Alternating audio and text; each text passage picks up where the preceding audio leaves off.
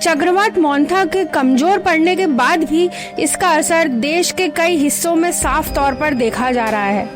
बंगाल के खाड़ी से उठा यह समुद्री तूफान जब तट से टकराया तो इसने आंध्र प्रदेश, तेलंगाना और ओडिशा में भारी तबाही मचा दी।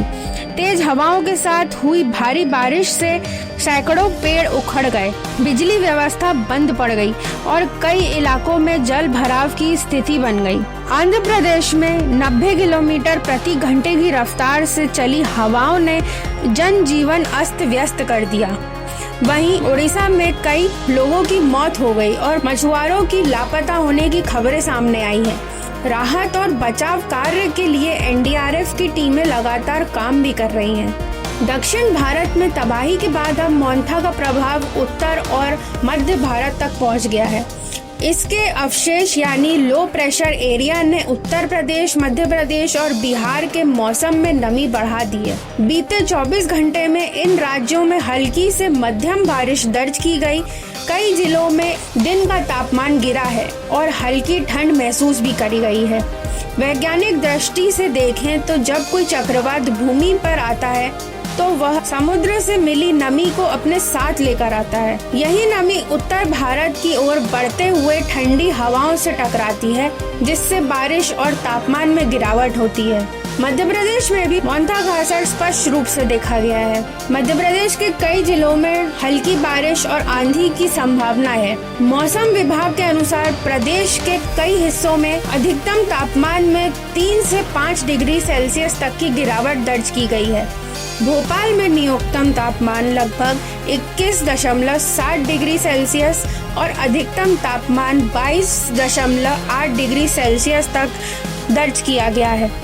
वैज्ञानिकों के अनुसार यह बदलाव इसलिए हो रहा है क्योंकि मोंथा से निकली दक्षिण पूर्वी हवाएं वेस्टर्न डिस्टर्बेंस से टकरा रही हैं, जिससे ठंडी और नम हवाओं का मिश्रण बारिश का कारण बन रहा है। भारत मौसम विभाग IMD ने बताया कि मोंथा अब कमजोर होकर डीप डिप्रेशन में बदल गया है, लेकिन इसका प्रभाव अगले 24 से 48 घंटे तक रहेगा।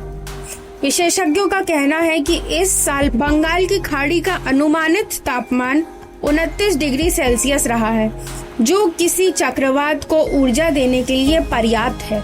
यह वैश्विक जलवायु परिवर्तन का संकेत भी माना जा रहा है।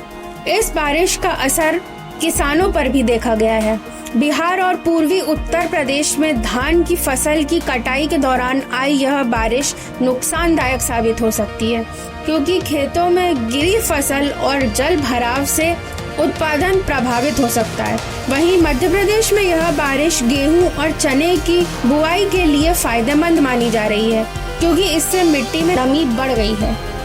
मौसम विभाग ने आने वाले कुछ दिनों तक उत्तर भारत और मध्य भारत में बादलों के बने रहने और तापमान में हल्की गिरावट की संभावना जताई है। चक्रवात मोंथा देश के मौसम में बड़ा बदलाव लेकर आया है। दक्षिण भारत में जहां तबाही देखने को मिली, वहीं उत्तर और मध्य भारत में इसने ठंडक और राहत का एहसास दिलाया है। यह बदलाव इस बात की ओर भी इशारा करता है कि समुद्री चक्रवात अब पहले की तुलना में ज्यादा ताकतवर और प्रभावशाली होता जा रहा है, जिसका असर पूरे देश के मौसम पर पड़ रहा है।